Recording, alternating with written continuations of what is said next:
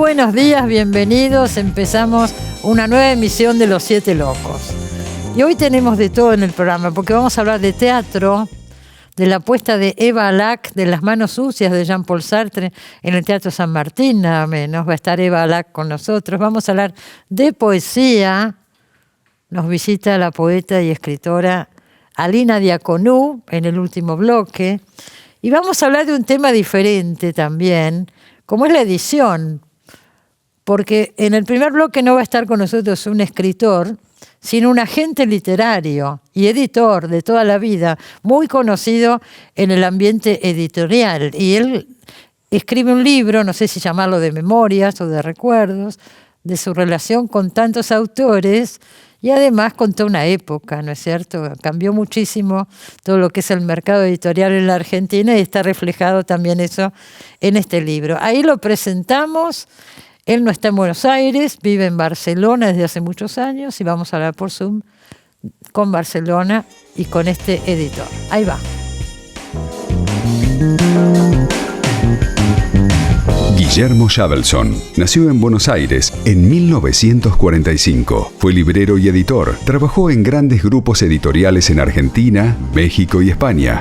Agente literario. En 1998 fundó la agencia que lleva su nombre, desde la que representa a un centenar de importantes escritores. Hace 20 años que vive en Barcelona. Recientemente publicó El enigma del oficio. Bueno, acá tengo el libro El enigma del oficio y ahí lo tenemos a Guillermo Schavelson. ¿Cómo estás, Willy? Estoy muy bien, gracias. Contento de haber publicado un libro, es una aventura nueva para mí. Representando a tantos autores, editando a tantos autores y ahora con tu propio libro. Hay un momento de la vida que uno tiene la tentación de escribir las memorias. A mucha gente le pasa, ¿no es así? Sí, yo creo que a mucha gente le pasa, aunque este libro no es una memoria en el término estricto de la memoria, porque no cuento mi vida, sino que mi vida es como un trasfondo de lo que voy contando, que es hablando de personajes con los que tuve relación, todos del mundo de la escritura, de la edición, ¿no? Claro, es tu vida profesional, tu vida en el mundo editorial que empezaste muy joven. Menos de 20 años tenías. Sí, a los 19, muy joven, Jorge Álvarez, y ya no dejé más ese mundo nunca, ¿no? Entonces son muchos años vividos, mucha experiencia, y traté de contar cosas que me pareció que valía la pena contarlas, que yo tenía ganas de hacerlo, ¿no? El libro está estructurado, Willy, está sobre ciertos, es lo que vos decías, ciertos personajes muy importantes de la literatura, como puede ser Roa Bastos, como puede ser Cortázar, como puede ser García Márquez, etcétera, y vas contando a partir del personaje, ¿no es cierto? Y tus recuerdos y tu relación con esos personajes. Tuviste la suerte, desde muy joven empezaste, entonces viviste toda esa época dorada de los 60, desde la editorial Jorge Álvarez, y ahí empezaste a relacionarte, ahí conociste a García Márquez, por ejemplo, antes de que publicara 100 años de soledad. Sí. Mira, yo me cuido mucho de que aunque hablo de una persona, no hago una biografía, por lo menos intento no hacerlo, porque eso está mejor en la Wikipedia. Lo que hago es una mirada de un momento, de una situación. La de García Márquez para mí es muy simpática porque la situación que cuento, cuando García Márquez había publicado 2 libros pagados por él, de su bolsillo, porque la editorial veracruzana que lo publicaba en México, si no lo pagaba no se lo hacía, y no tenía dinero para pagar el alquiler. Entonces a mí me parece muy interesante ver cómo uno de los escritores más exitosos en términos literarios y en términos económicos de la lengua española, que tuvo un origen de una pelea tremenda para sobrevivir y llegar a ser quien realmente fue, ¿no? Sí, bueno, él contaba, ¿no es cierto?, que no tenía plata para hacer las copias para mandar 100 años de soledad acá a Buenos Aires. Se editó acá por primera vez. Creo que empeñó un anillo de la mujer para pagar las fotocopias y el correo. Sí, o algo así. ¿no? Él también armaba como una mitología con todo eso, ¿no es cierto? Me da esa sensación. Y yo no tuve una relación con él importante, ¿eh? Fue una situación cuando yo era muy chiquito, a los 19, 20 años, y fui a México a verlo, como cuento, porque Ángel Rama, que era el gran crítico, digamos, Uruguayo. del siglo XX uruguayo, le dijo a Jorge Álvarez: hay dos chicos muy interesantes, anda a verlos, Willy, cuando vayas. Y era Vargas Llosa en Lima y García Márquez en México. Sí. Eran dos chicos que empezaban, todavía no publicaban. Claro, claro. Entonces me pareció interesante recordar todo eso, y por otro lado veo que la gente que no son escritores ni críticos literarios, que somos, digamos, trabajadores del mundo del libro y de la edición, editores, agentes literarios, no escribe.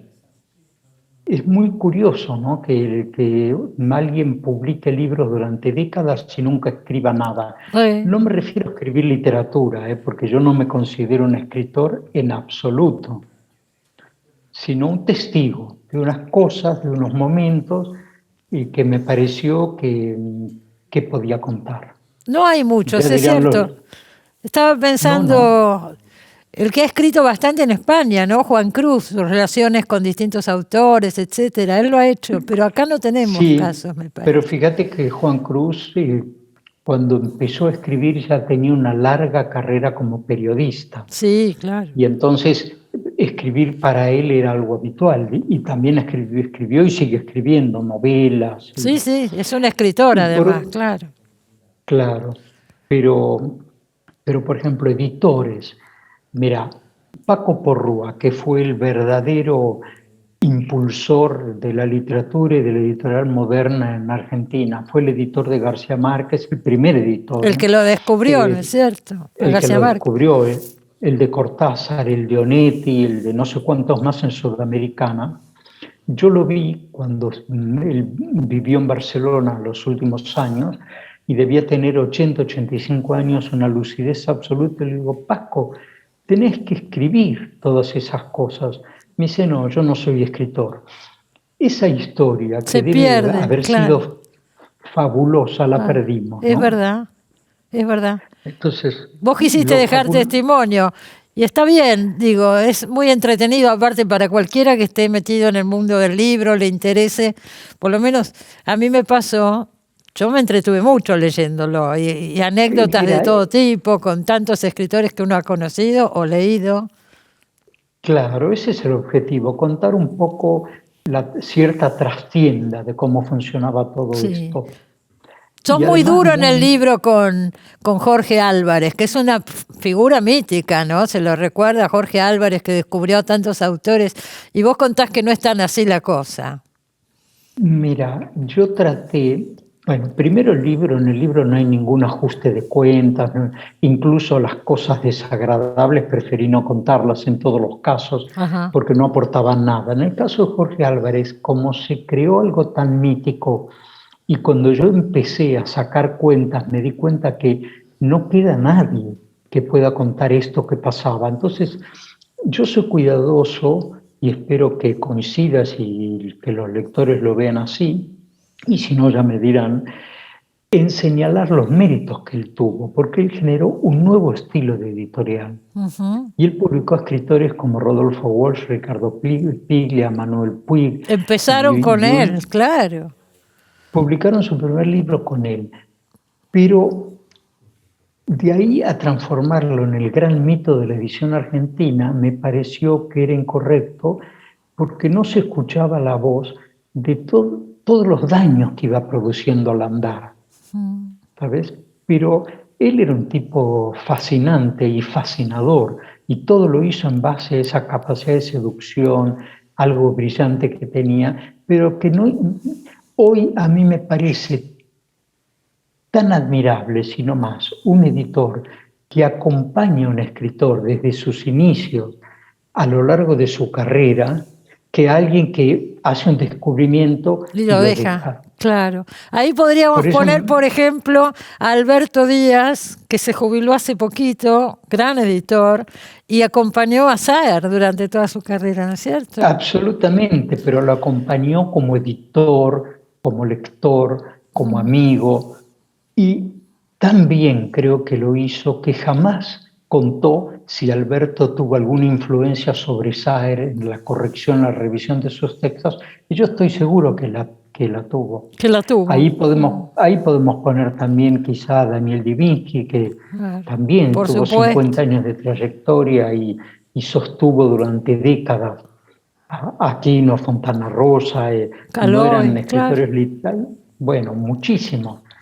A Paco Porrúa, no hay duda. Hay una cosa, Willy, yo creo que la mayoría de las personas, por ahí ahora un poquito más, pero este rol del editor no se conoce, no es algo que trascienda. O sea, ¿cómo pueden influir en la obra de un autor, no es cierto? ¿Y hasta dónde?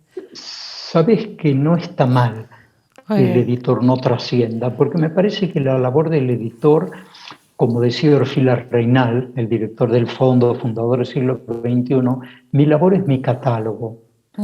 Entonces, yo creo esa que es la obra de la gente, claro, si vos sos una persona madura, que sabe pensar, que tiene una conducta más o menos coherente, y todo eso se debe, por ejemplo, a una terapia que hiciste en algún momento, no tiene sentido que el terapeuta diga: Cristina, muy buena periodista gracias a que estuvo en mi consultorio.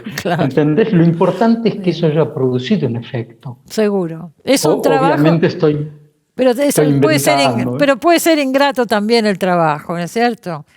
Se luce todo, el autor, sí, y el editor queda atrás. Pero vos sabés que no todo el mundo queremos lucirnos. A veces hay una profunda satisfacción en logros sin necesidad de que trasciendan. Bueno, vos después de esa experiencia con Jorge Álvarez, que eras muy joven, pusiste tu propia editorial, que es la editorial Galerna, que todavía existe, ¿no es cierto? Y las librerías y demás. Tal cual. Fuiste el fundador. Tal cual. Sí, yo la fundé junto con Ángel Rama. Y él fue muy importante. Yo era un chico ignorante realmente y él era el que marcó una primera línea. Después Ángel está ocupado, tenía cátedras en Estados Unidos, en Puerto Rico. Lamentablemente su nivel de colaboración no era el que hubiera querido y probablemente Galerna tampoco fue lo que hubiera sido con él. Ajá. Pero bueno. Publicaron a Osvaldo Bayer ustedes, ¿no es cierto? En Galerna. Claro, sí. Y el primer autor de gran trascendencia que yo publiqué en Galerna fue Bayer, que también tiene un capítulo de este libro en el cual yo cuento cómo apareció tímidamente con el primer manuscrito, que era el de los anarquistas expropiadores. Y Severino de Giovanni.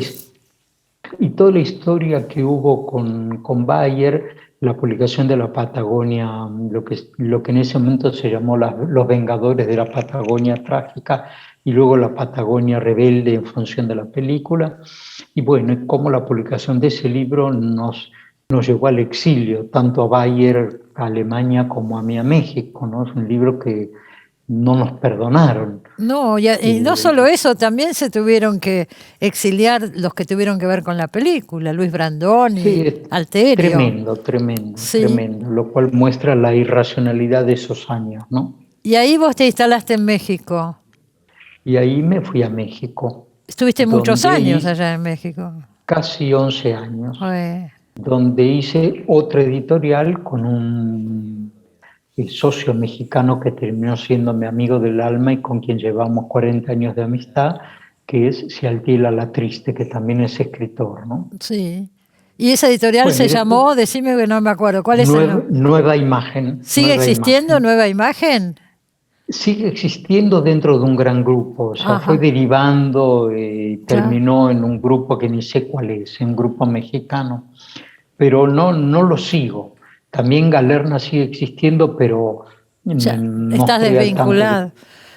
Y cambiaron, no sé, como es lógico, cambian las personas que llevan estos proyectos y cambia la línea editorial y cambia lo que se hace, ¿no? Pero cambió también mucho el mundo editorial en tantos años que llevas trabajando. Cambió muchísimo. Totalmente.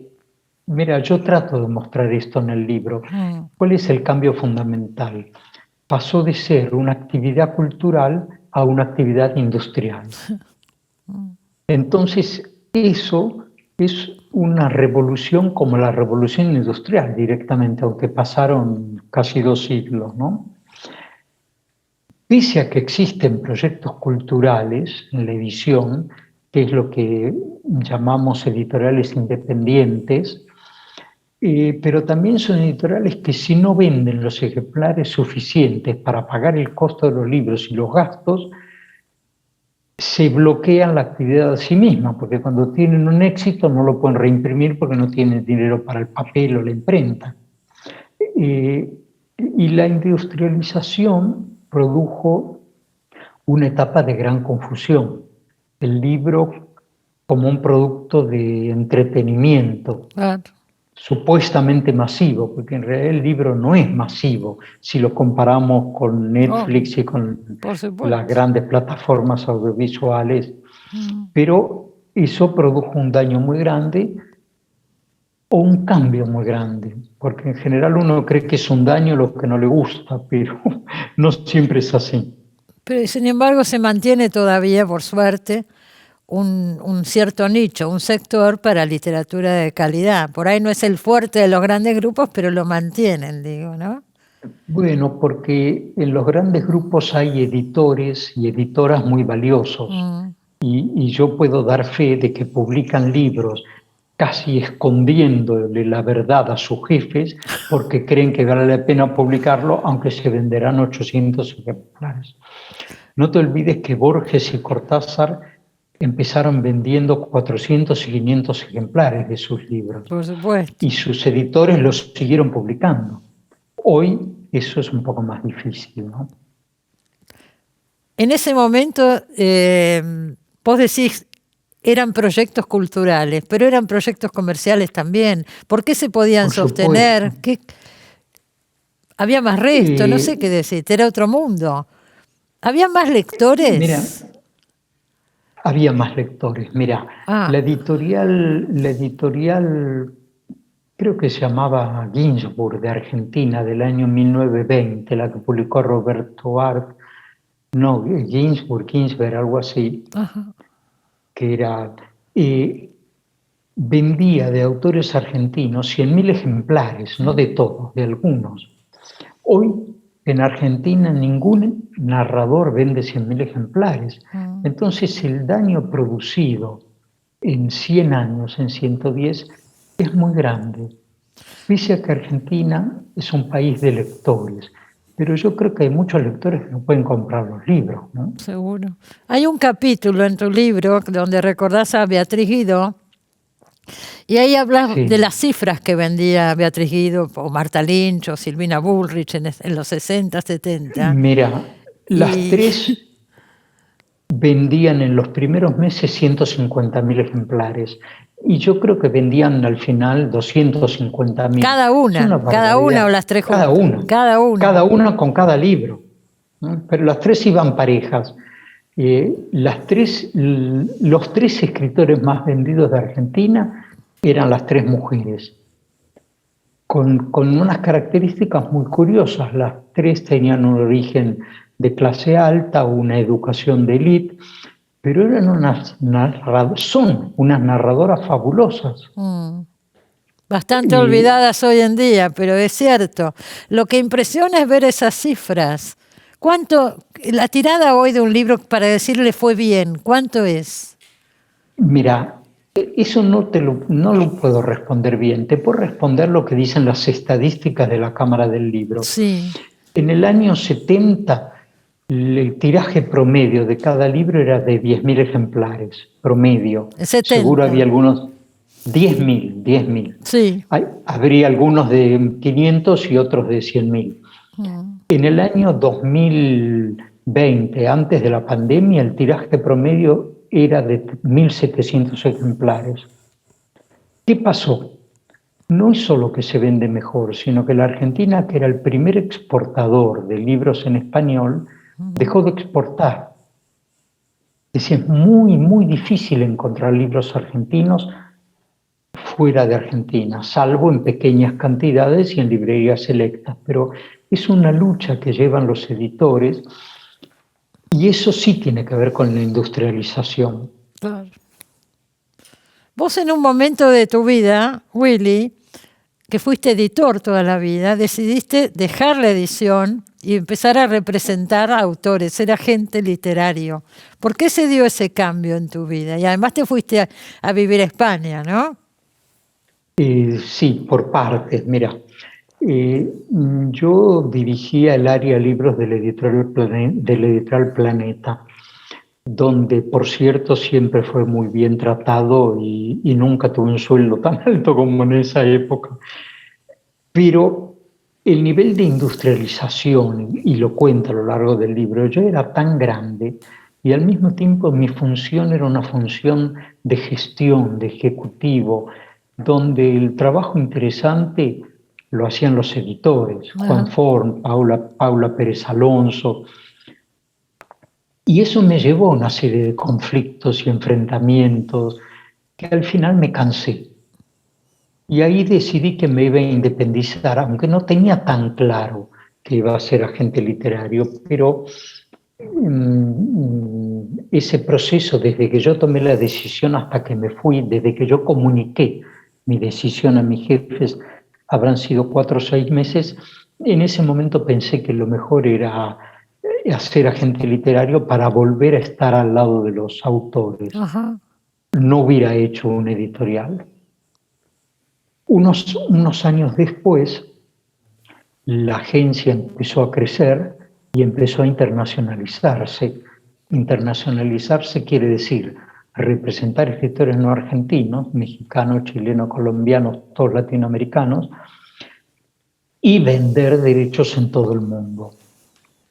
Y desde la Argentina eso se hizo muy difícil, porque una agencia maneja el dinero del autor. Cuando fue el corralito, muchos de los autores se asustaron muchísimo de haber perdido su dinero. Por suerte no sucedió, pero estuvimos al borde, ¿no? Y en ese momento me pareció prudente trasladarme a un lugar más central y elegí Barcelona porque me gustaba y porque mi mujer estaba de acuerdo y porque, bueno, fue una buena idea. Y ya hace unos cuantos años, te diría. Y hace 20. ¿Sí? Ahora, los autores argentinos, es histórico, nadie vive de sus libros, muy pocos autores pueden vivir de sus libros. La queja es constante, el 10%, que cobran el 10% del precio de tapa, etc. Es poco el dinero que está en juego. Uno podría decir, también es poco para vos, salvo que tengas muchos autores. ¿Cómo se maneja eso? Mira, hay autores que sí pueden vivir de sus libros. Sí, poquito. Mejor dicho, hay autores que pueden vivir de ser escritor. Sí. Lo cual no quiere decir solo de los derechos de autor, porque un escritor o escritora vive de sus conferencias, de sus viajes, de sus talleres, de una serie de traducciones de la universidad, públicas o privadas. Hay universidades que pagan bien a sus profesores, otras no. De ese conjunto se puede, pero es una minoría. Claro. Yo diría que no es una actividad a la que nadie se vaya a dedicar para ganar dinero. Alguien que es escritora o escritor lo hace por vocación, por interés, y luego lo que quiere es ser remunerado justamente. Uh-huh. En el caso de una agencia literaria, no puede una agencia representar a un solo escritor.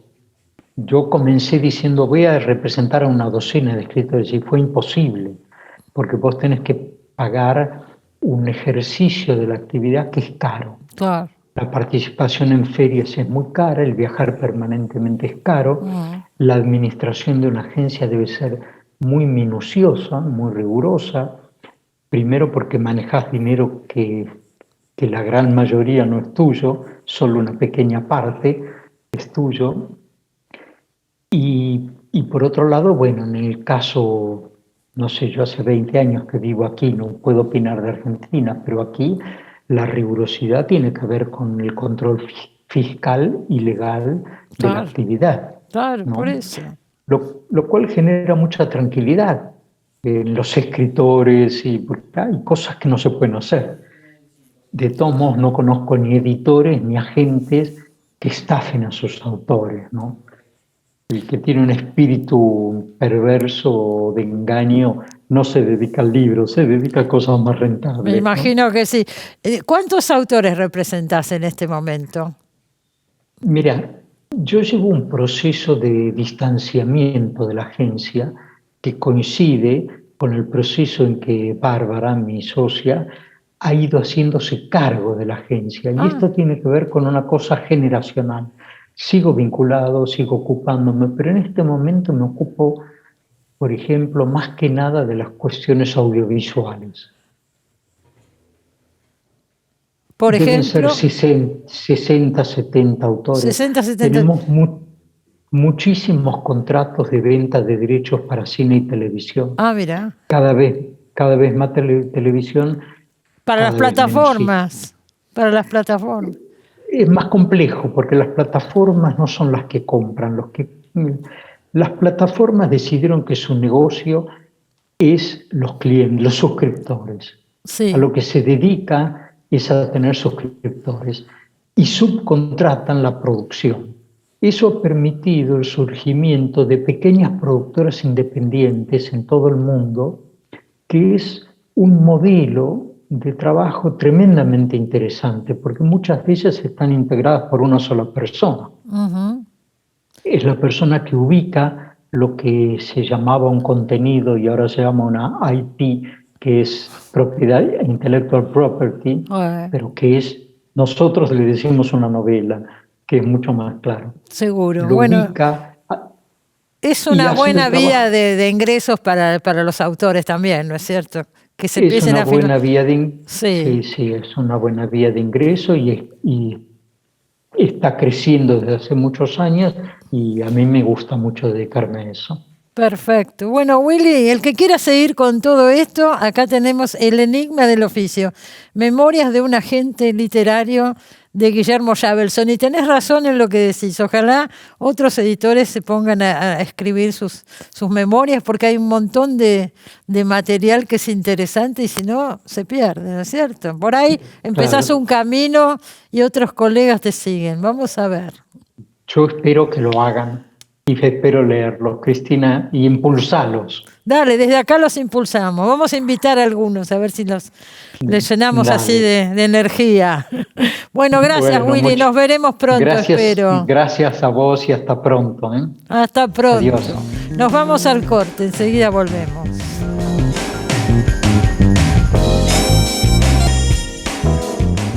Bueno, todavía no tuvimos oportunidad de hacerlo por las grabaciones nuestras, pero queremos recordar hoy a Silvia Molloy, la escritora Silvia Molloy, que murió ya hace un par de semanas. Ella estuvo varias veces acá en Los Siete Locos y como hacemos siempre vamos a recordar a Silvia, la vamos a recordar con un fragmento de una de esas entrevistas acá en el programa.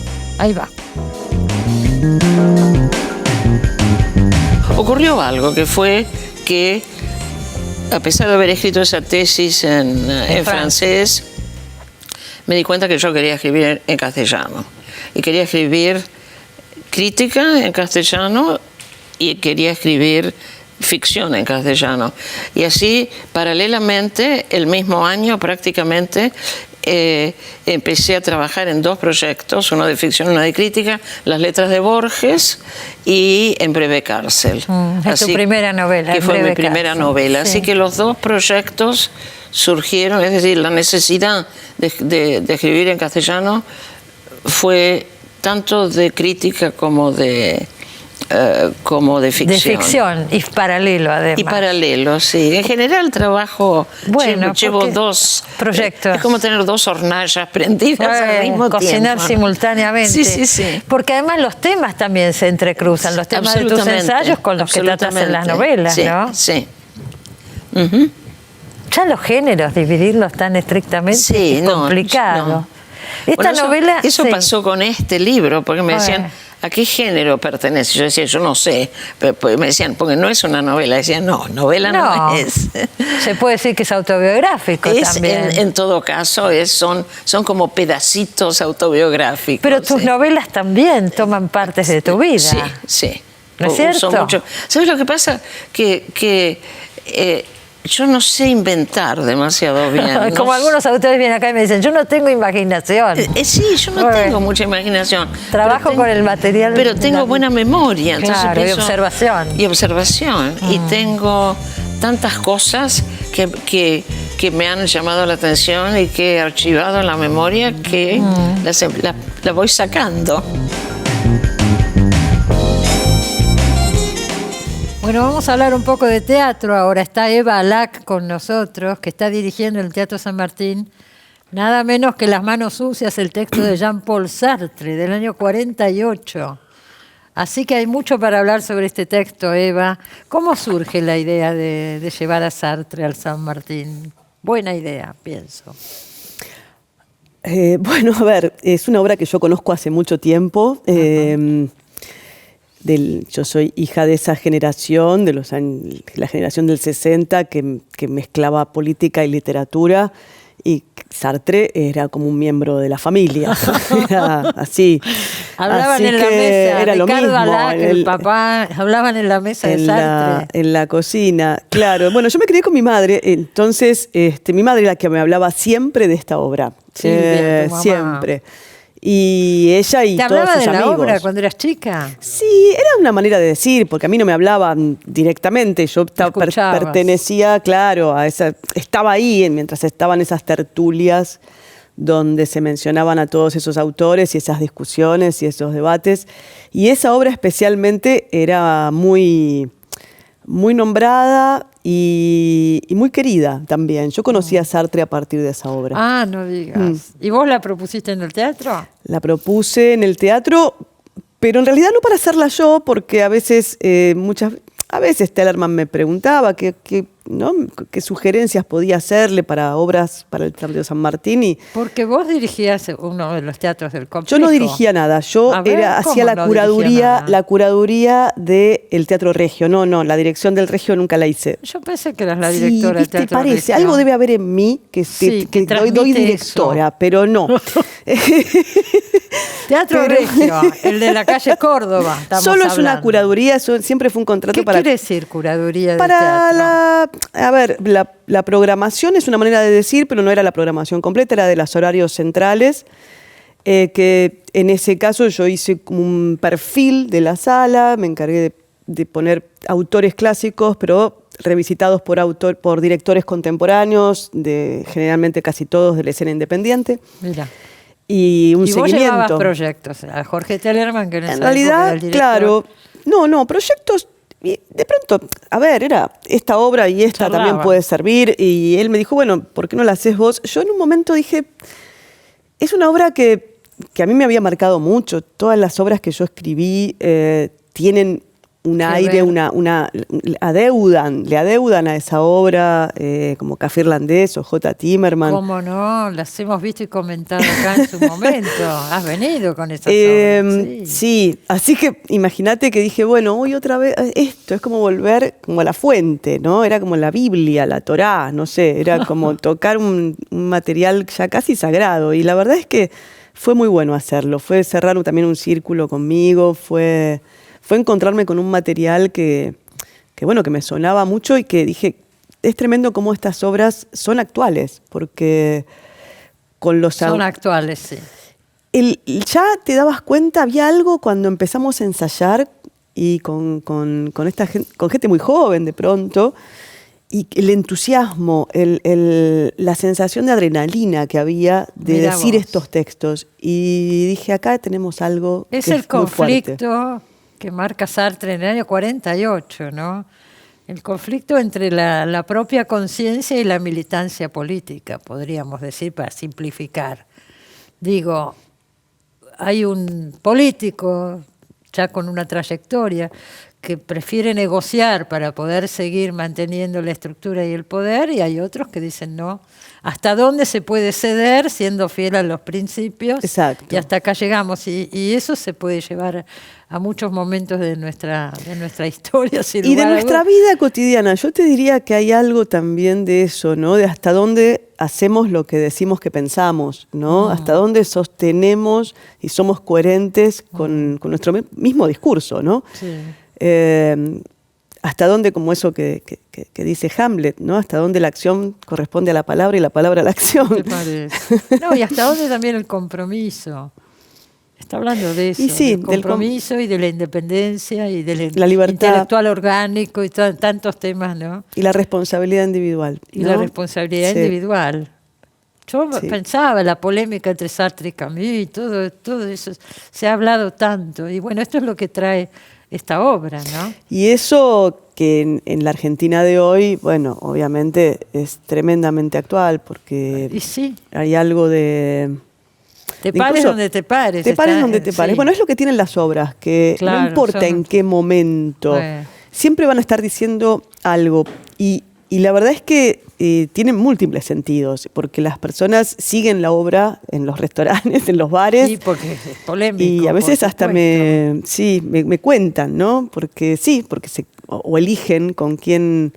Creo que creo que eso fue también lo que hace que, bueno, que de pronto haya tanta atención en el público, porque hay algo de suspenso, obviamente que es un policial, hay que decir que Sartre Pero, claro, escribió claro. un policial excepcional. Por supuesto. Y que todas estas ideas están a través de la acción, pero bueno, hay que Eso saber es fundamental hacerlo. aclararlo y decirlo. Sí. Claro, se sostiene también sin toda esta idea, ¿cierto? La ideología que puede haber atrás. Se sostiene como un policial, es verdad. Y sí, yo el otro día veía en un diario, que no lo voy a mencionar, pero cartelera, y me fijé y decía Las manos sucias, y estaba la que estamos haciendo ahora en el San Martín, y género suspenso. Me encantó.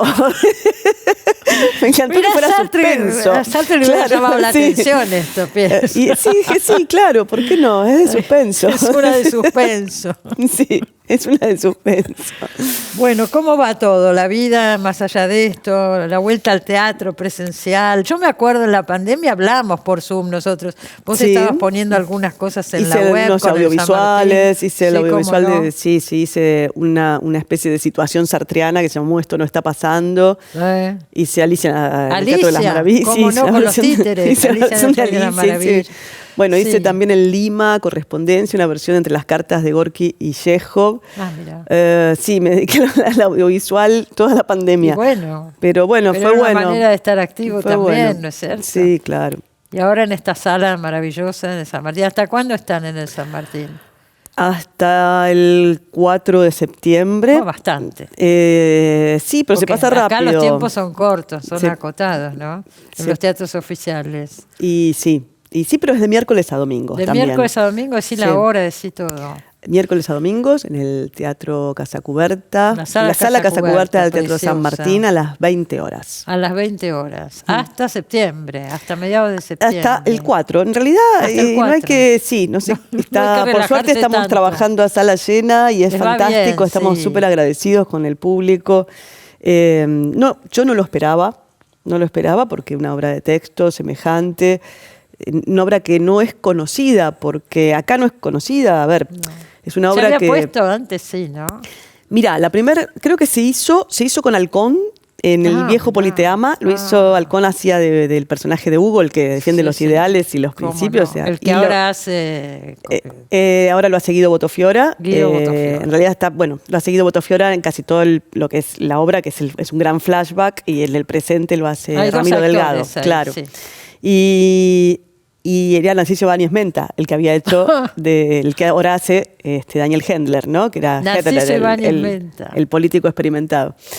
Qué Pero en realidad, vos sabés que en la época de Sartre, la gente se identificó con el personaje de Hugo, el joven idealista, por eso también lo trataron a Sartre de anticomunista, que él salió a explicar que él no era anticomunista, sino un compañero de ruta, y que él no quiso decir nada sobre se metió en la grieta de un partido de izquierda, dijo, porque en realidad era lo que más conocía, pero podría haber sido cualquier partido. y nunca se lo creyeron. De hecho, acá Alcón lo cuenta, había que pedir autorización al Partido Comunista por orden de Sartre para poder hacer la obra. Alcón cuenta que estuvieron mucho tiempo ensayando sin saber si iba a llegar la autorización. Es muy gracioso. Pero la verdad es que Sartre después tenía razón, porque la obra siguió representándose cada vez más después de la caída del muro de Berlín. O sea que, como decía él, es sobre la política. Es sobre la política, no es una obra política. No, es sobre la política. Así depende de la lectura que hagas, cada uno. Así que bueno, y hoy te diría que, a ver, quizá en la época de Sartre todo el mundo estaba muy identificado con el personaje del joven idealista. En la época de mi madre, cuando yo escuchaba las conversaciones, era más bien la identificación o la admiración del personaje de el joven, el viejo experimentado, no es viejo, digamos, nace Hendler, así que. Pero es un hombre, digamos, un adulto, ¿no? Sí. Con una carrera, en ese momento se lo identificaba con Perón, había como la época de los 70. ¿Cierto? Y después, yo te diría que hoy hay un personaje más porque viene muchísima gente muy joven y se identifican también con el personaje de Jessica, es la esposa de Hugo, que en un momento dice: yo no tengo la culpa de nada, yo no soy nada, soy inocente de todo, no me importa nada de todo esto. Y es interesante porque es una nueva generación también, ¿no? Y es algo que también está ocurriendo y es una nueva corriente. Seguro. Entonces, seguro. Eso es el que hace Florencia Torrente. Eso lo hace Florencia Torrente. Sí, seguro. Claro, bueno, es rica la obra y da para todos los puntos de vista. Da para identificar. Yo creo que sí. Ella lo dice también mucho, que no importa realmente la extracción social, de dónde vengas, la extracción cultural, si lo oíste antes a Sartre o no, va a haber a un personaje en este policial, porque ¿dónde es un policial que te vas a reconocer. Sí. Bueno, vaya a verla entonces, hasta septiembre hay tiempo. Gracias, muchas gracias. Gracias a vos. Nos vamos al corte, enseguida volvemos.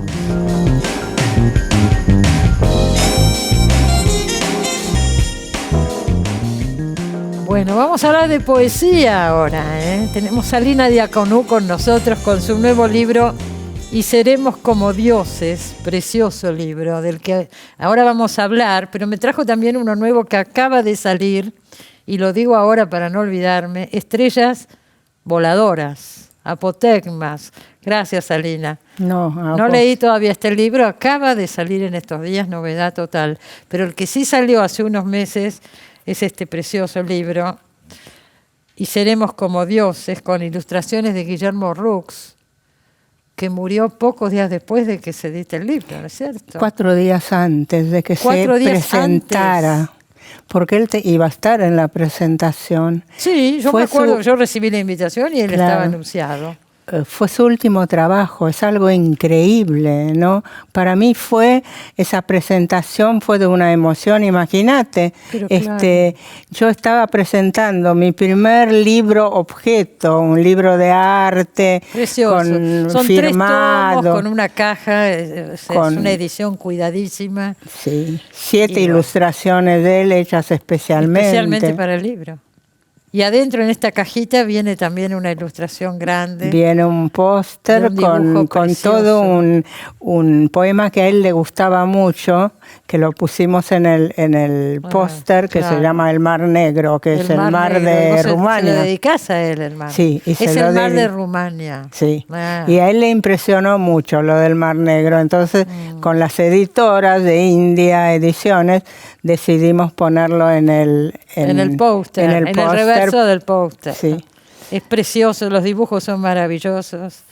Y bueno, recordamos mucho a Guillermo Rux, que tantas veces estuvo acá en el programa, gran artista y gran persona también. ¿Sabes que yo lo llamaba el Miguel Ángel argentino? Y se lo decía a él, no, por favor, viste, él era muy modesto. Era una persona pero muy en realidad lo era porque los murales que dejó Bueno, en a la este Argentina. programa tuvimos durante unos cuantos años la escenografía. Eran unas grandes gigantografías de obras de Rux, de una serie que hizo en Sicilia, que es maravillosa. El que mire, están en YouTube, programas viejos lo va a encontrar. Eran de Guillermo Rux, ¿no? Claro, y Italia. Bueno, dejó grandes murales en la ciudad, sin duda. Sí, por Algunos eso. que no se ven tanto como se deberían ver. Pero, Fue el gran muralista en fin. que Él tenía tuvimos acá. tenía el sueño de Buenos Aires, una ciudad de murales, bueno, Sí. qué sé yo, como tantos sueños. Y además escribía muy bien. Yo al final, pero ya era demasiado tarde, le dije, ¿por qué todo eso que me contás por teléfono no lo escribís? Porque Bueno. tenía un sentido poético muy grande, Sin que está en duda su que- obra. Claro que sí. Bueno, vamos a hablar del libro, porque se nos puede ir media hora hablando de Guillermo Roux.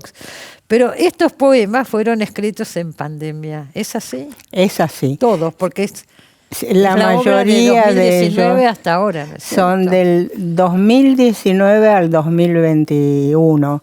Sí. O sea que me agarró la pandemia, por eso fíjate vos que en la tapa, él lo que hizo como dibujo fue un Ay. desnudo, una mujer Con barbijo. con barbijo, Sí. ¿no? Un desnudo con barbijo. Desnudo con barbijo, porque sí. estábamos todos en medio de... Tuviste de- la suerte de poder escribir. Hay autores que vienen acá y me dicen no hemos podido escribir, ¿no? Paralizó también la pandemia. Para mí fue mi catarsis, me salvó eso, si no, no sé si estaría acá hablando con vos. Hay porque poemas que hablan de la pandemia. sí, en este muchos, libro, muchos. Porque yo me sentía como presa, sí. presa. Y bueno, nos pasó Y a todos. sentí que, bueno, no El iba a miedo poder y esa volar más. sensación de miedo también, ¿no? El miedo, la incertidumbre. Sí, Y todo eso está en estos poemas, Está. que un poco pinta también la vida, porque son 3 libros en uno. Yo Eso digo iba a que es un decir. tríptico. Y son etapas de la vida. Exacto, vehemencia, impotencia y sapiencia, Sapiencia ¿verdad? es cuando uno llega a ciertas Llega a edades. cierta edad en la cual Ya está de estoy. vuelta de muchas cosas. Ahora si tengo la sapiencia o no, no lo sé. Ojalá la Bueno, tuviera, intentar, pero qué sé debería yo. tenerla. Bueno, por- Alina nos va a leer un poema, porque siempre cuando viene un poeta le pedimos, y es de la primera, de Vehemencia. de vehemencia. ¿Y cuál vas a leer? A ver. Voy a leer un poema cortito que se lo dediqué a una rumana que era directora de cine y que vivía en Ginebra. Ah, mira. Se llama Juegos peligrosos, sí. Y dice, de tanto jugar con fuego, la llama se apagó. De tanto tensar la cuerda, esta estalló y se cortó. Poco probable es que queden cenizas donde la brasa no ardió. Poco probable es que resucite lo que ni siquiera comenzó. Es precioso ese poema. Hay muchos Gracias. poemas en este libro que sí, que valen la pena de verdad. Te agradezco mucho porque, bueno, es como la coronación, digamos así, o la culminación de una vida dedicada a la literatura, porque yo empecé Muy chica. a publicar en el año 1975. Así que hace 1975. cuentas. Nosotros recordemos que Alina es rumana. Vino acá con su familia huyendo. ¿Y tenías cuántos años cuando llegaste? Cumplí 14 en el barco. Con 14 años. O sea, sin conocer el idioma. Escribe en castellano, pero no es tu idioma natal. No es mi idioma natal, pero es el idioma en el cual yo ya sueño. Y para mí Bueno, eso es tu vida, la hiciste acá, es Alina. claro. Claro. Mi vida, mi profesión, mi vocación, todo lo desarrollé acá. Y en castellano. Y sí, y en la Argentina. Y seguro. Pero te queda esa cosa, digo, 14 años también hasta los 14 es una época importante de la vida. Sí, la puntualidad, formativa. por ejemplo, La que puntualidad. llegué 5 minutos antes. Se agradece, porque no siempre sucede así con los invitados, debo decir. A veces pasamos sustos acá. Pero te quiero decir, llegaste con 14 años a un país que no sabías, huyendo además, ¿no? Sí, Y fue con un la antes y angustia un de tus después. padres, claro, y arrancar, empezar de nuevo toda la vida. Eso yo digo, bueno, ahora se habla mucho de la resiliencia, ¿viste?